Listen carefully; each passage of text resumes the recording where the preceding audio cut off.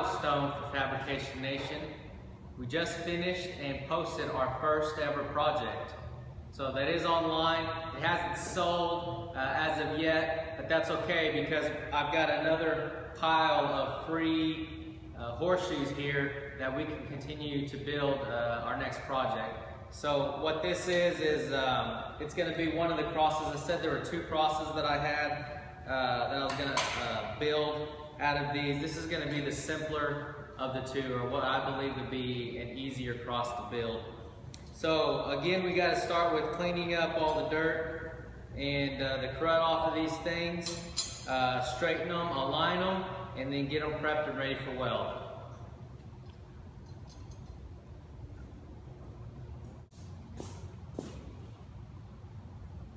So here's another close-up of what this looks like. What's tough to clean is this crevice that's inside here. It gets packed with dirt, and so that's pretty tough to get out. The outside and the sides is not too difficult. Last time I used this vise, and I fixtured this in the vise. So this time I'm going to use a different method, and I'm actually going to use the surface of the table here, and I'm going to use this clamp to hold it down to the table, and then use the wire brush on it that way. And we'll see how that works.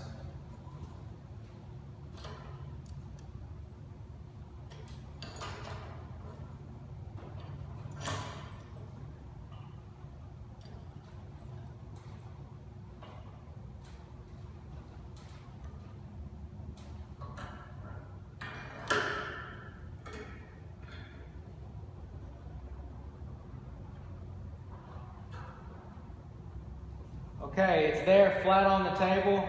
I don't think it's going anywhere. I'll get the grinder and then we'll start cleaning this up.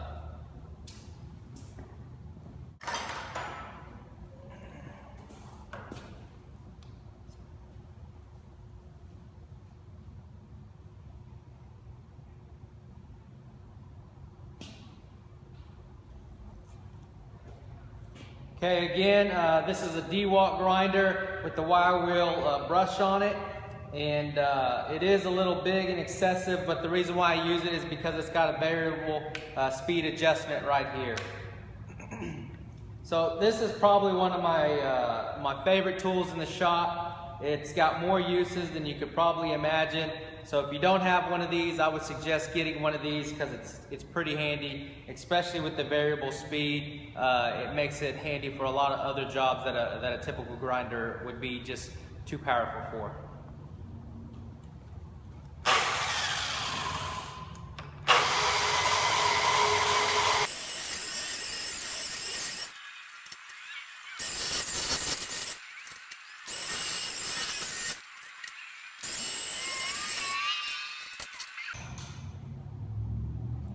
So you can see it cleans it up pretty good, but we still have a lot of junk stuck in here in this crevice here. So I'll use a wire brush and then this pick that I have to try and clean it up as much as possible.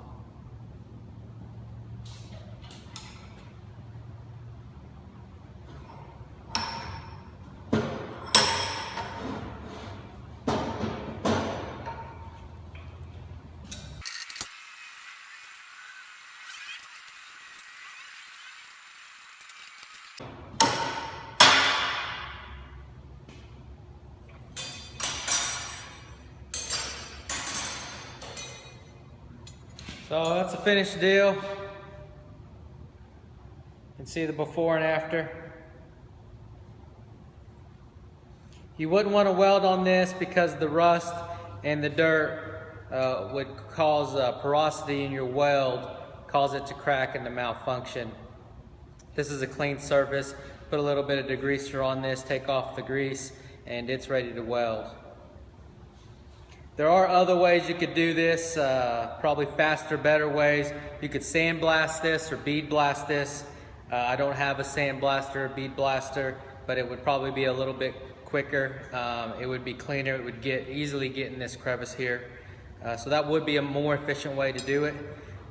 You could also do electrolysis. I've never tried electrolysis, but if you look at Tubal Cain's site, Mr. Pete 222, he's got some good videos about how to do electrolysis, and you can set this stuff into basically a tank, a tank of some type of chemicals that then uses electricity to pull the rust and the dirt away from the metal using an anode. And he's got some really good videos if you want to check him out, and that may be a project that I take on later on. I'd like to try it. It looks pretty neat, but check out his videos and you'll see what I'm talking about. So a couple other ways is you could bleed blast it, you could use electrolysis, and I'm sure there's probably a few more other tools out there that would help get the rust and dirt off of this. But for what we have right now, this isn't too bad. It's pretty quick. The tools are pretty cheap. You can pick up a grinder and a wire brush under $100. So this is a pretty effective and cost-efficient way to do it. So we've got one down. We've got 9 more to go for the cross. I have 10 horseshoes. I'll get those knocked out, and then we'll get everything set up for weld.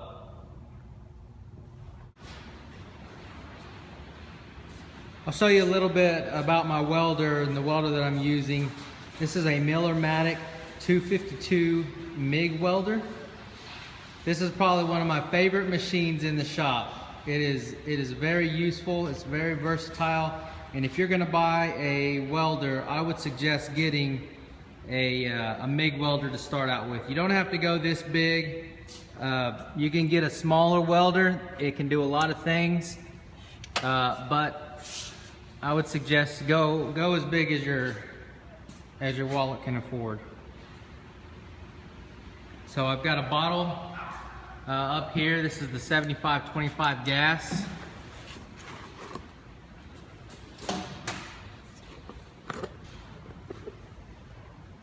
This is the regulator that it comes with. It's not a great regulator, but it does the job.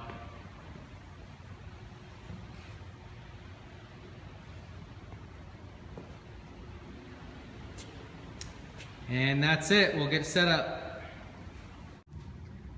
Okay, I've got the general design of the cross laid out here on the table. And you'll notice that if you look from the side, that this one sets on top of that one, and it sets on top of that one. And that's how it goes all the way around. So what I don't want to do is I don't want to weld on the face of this cross. So I don't want to show a bead right here, because I think it wouldn't look good. It would also take away from the shape of the horseshoe. So what I have to do is I have to take this layout, flip it around on its face side, and then weld it from the back side, so that way my welds are on the back or the bottom of the horseshoe and they're not visible from the front. So it's going to be a little tricky, because like I said, this is sitting on top, so when I turn it around, I'm gonna have to make sure that this one is setting underneath it. I'm gonna have to double check and take a couple looks at it from several different angles just to make sure that I got the layout right, because once I weld it up, that's it. There's no changing it around. But this gives you a good visual of what it's gonna look like, and I'll get it flipped over and get it ready to weld up. Okay, here's the final layout of the cross. I've got it flipped over. You can see that instead of the horseshoes overlaying on top, they're now overlaying underneath each other. And that is because this is the back side of the cross. I've got the welder set up, so I'm ready to start tacking these in place. I'll tack it all in place, then I'll flip it over, I'll take a look at it. If everything looks okay, then I'll weld it up full from the back side again.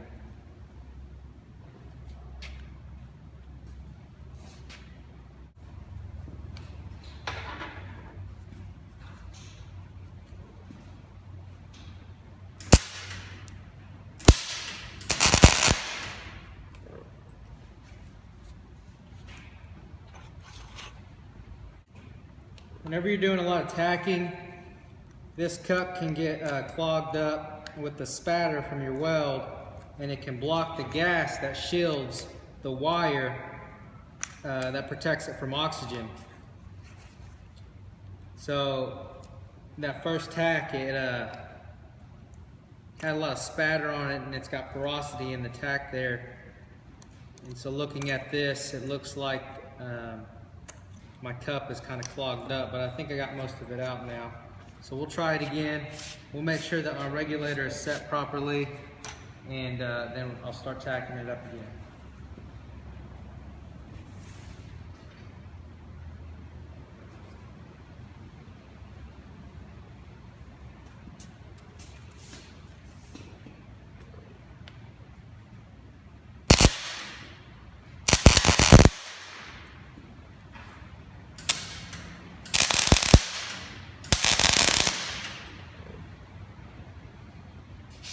All right, looks like it's working now. Generally, if you're doing a real welding job or a critical welding job, you would want to cut that tack out or grind that porosity out. But since this is just the arts and crafts project, it's really not that important, and the tack that I put over it will weld in pretty easily.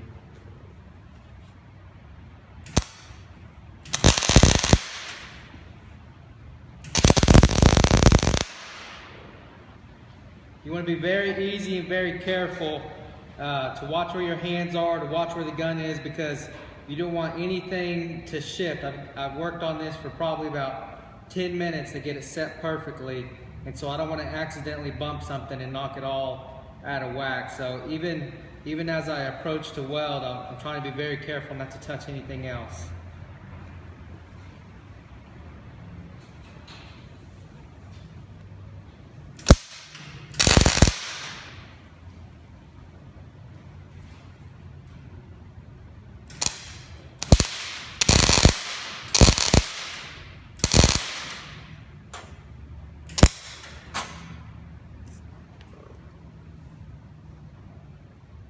So if you notice, it just shifted just barely.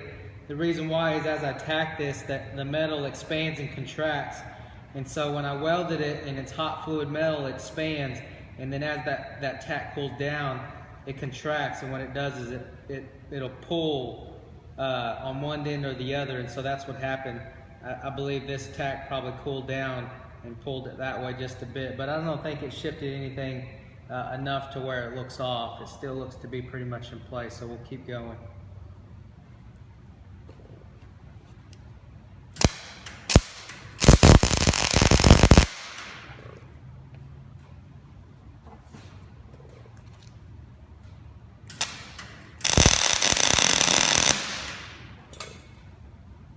I'm not going to weld the center one up yet because I'm not sure if I want it to be behind the cross or in front of the cross. So I'm going to leave it like it is and take a look at it and see what it looks like on the other side before I weld it in place.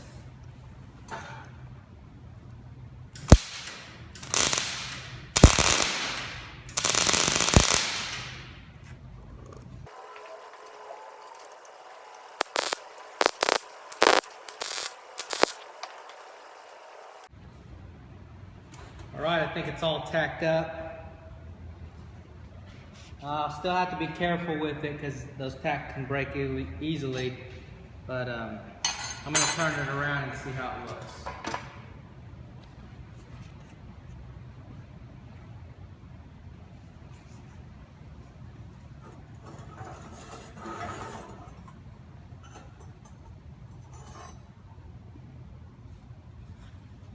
Let's see how it lays on the table. We want it to lay fairly flat because this is probably going to go on a wall.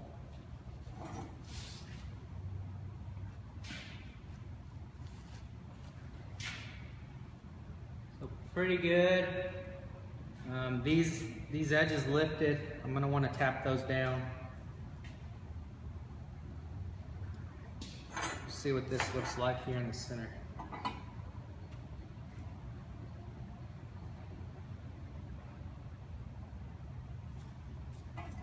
So the debate I have is, do I want to put this in the front and display the horseshoe right up front, or do I want to set it in the back? It's going to give you a slightly different look either way you go.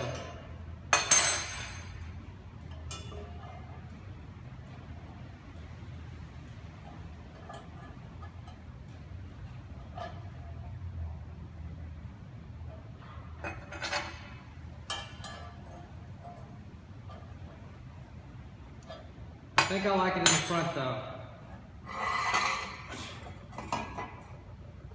So I think I'm gonna go with it laying in right on top.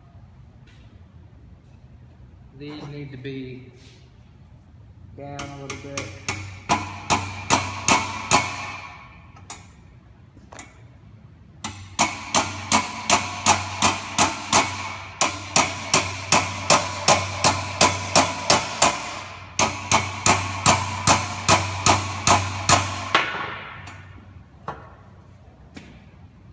I think before I get too crazy with it, I'm gonna weld up the center of this solid, and then I'll adjust these as I go.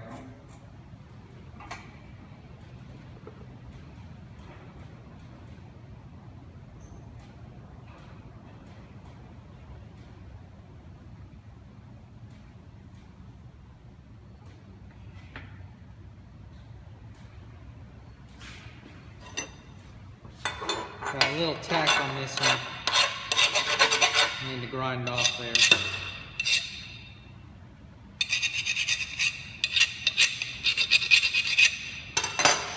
That's good.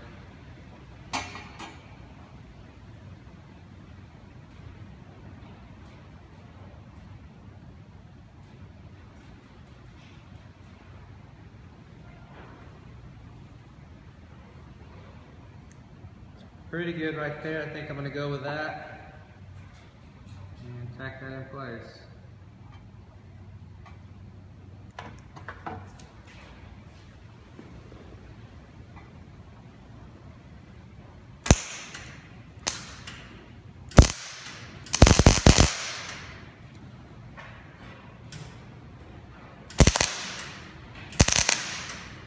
Just doing a real small light tack because I don't want it to be very visible.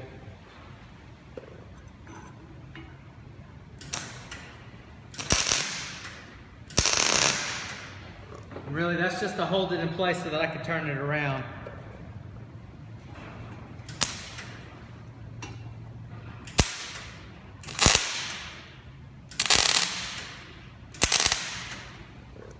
So that should hold it. I can turn it around and then weld this whole center piece up solid.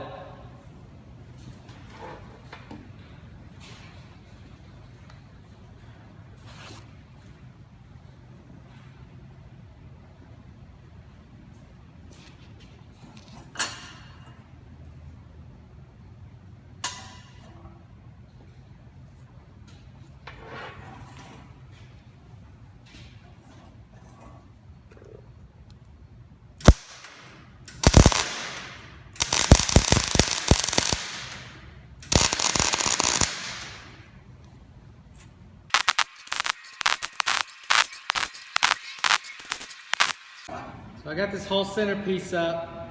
I need to adjust the outside edges here. I believe these ones are good to go. I'm going to weld these two up, or this one up, and then turn it around and see how it looks.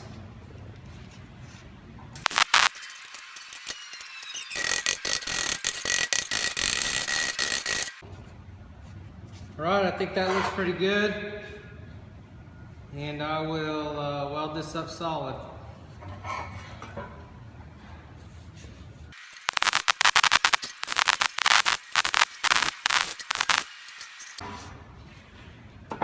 Okay, that's pretty solid. I think you could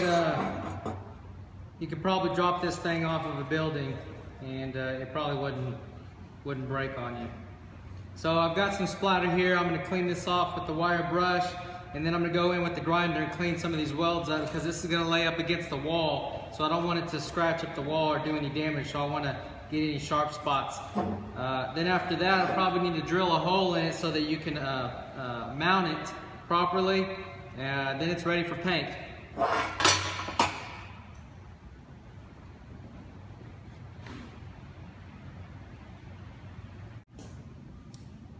Okay, I'm ready to drill this hole up top so that you could fixture it to the wall properly. This thing's got a little bit of weight to it, and the last thing you want is it falling off and hurting somebody. So there's a couple ways you could put this on the wall. I've got a screw here, and I could I could put a screw right through the top and just let it hang off of that, but it's not very secure. So what I want to do is drill a hole right through the middle to make sure that it's properly secured. So first thing I got to do is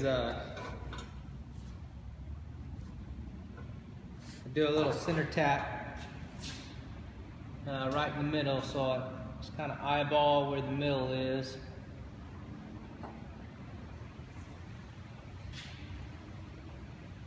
And then I'll center punch where I want my hole to be.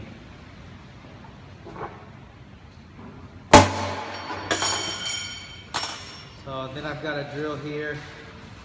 It's a little bit bigger than what I normally start out with, but we'll see how it goes through. Okay, got that started. Grab my safety glasses and then we'll drill through.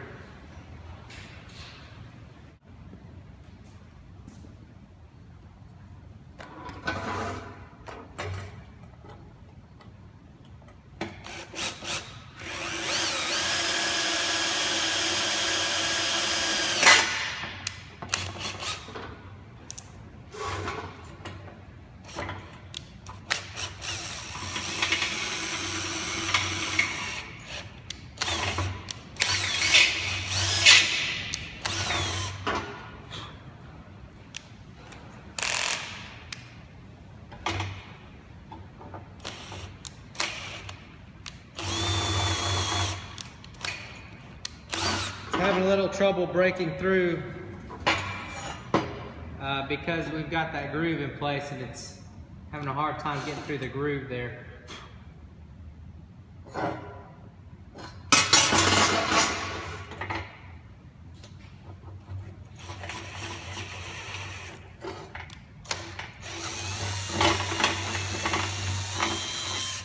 right, there it is.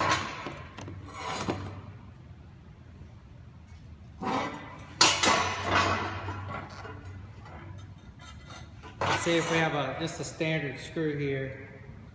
It fits right through.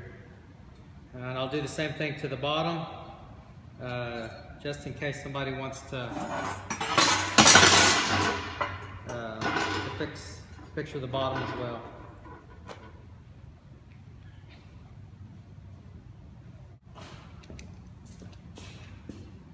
All right, now I'm going to grind.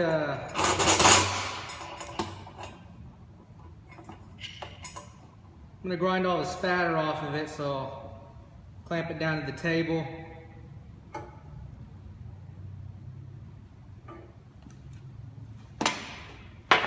And I'll get the grinding wheel out again, and I'll start grinding all the little spatter off of it.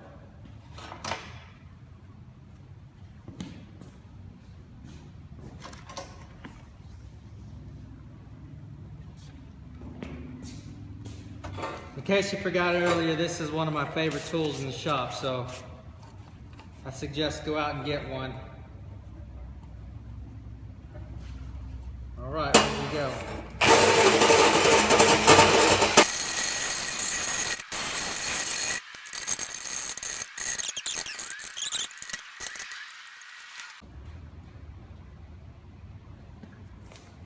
Okay, I'm going to grind these tacks down flush, or these welds down flush.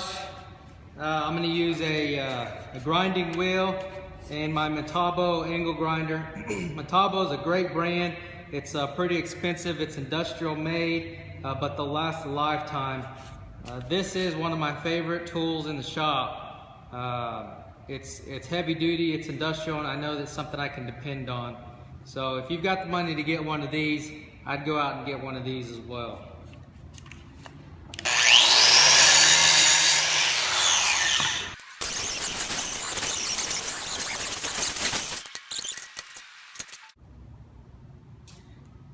All right, the fabrication on this is done. It's welded up solid. I think it came out pretty nice.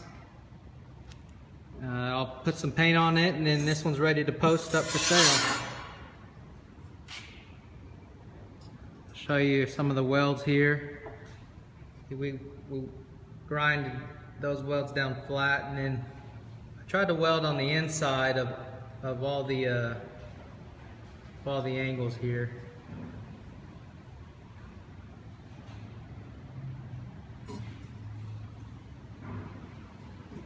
Try to make the welds as beefy as possible without showing through to the other side. So you see, if I show you this weld here on the back side, and as I turn it, and then you can't see it from the front side. And so that's the look I was going for.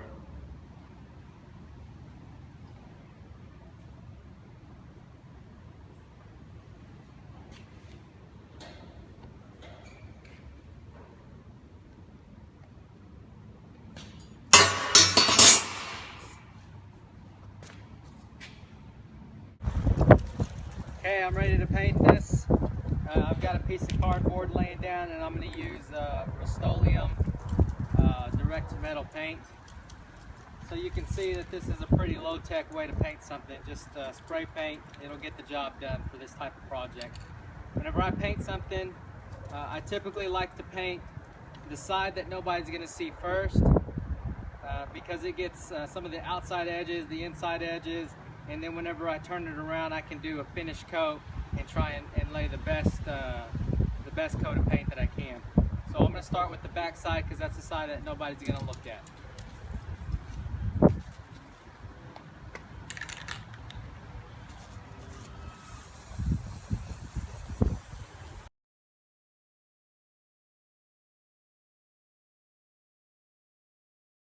You want to be careful about, you want to be sure to get in all these little cracks and crevices and try to get underneath things as much as possible. That way you don't have to try so hard whenever you turn it around.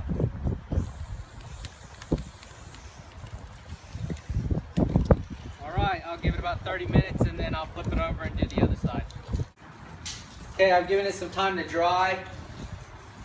So I'm going to turn it and flip it around and then do the final coat on the other side.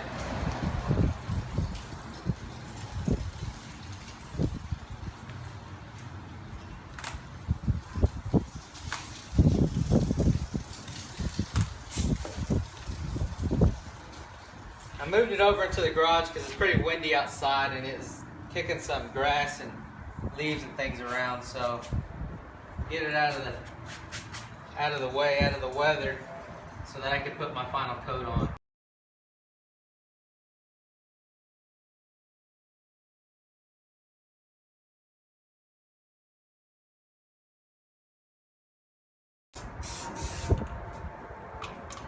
And that should be good. I'll let that dry.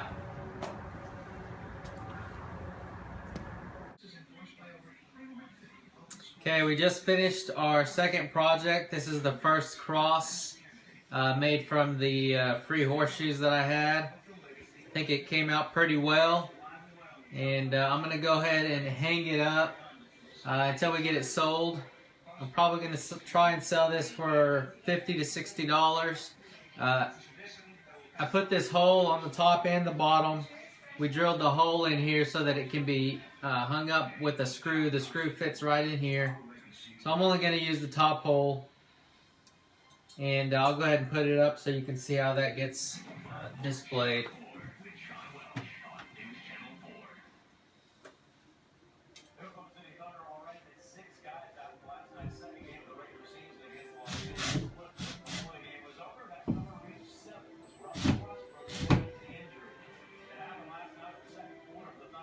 And that's it.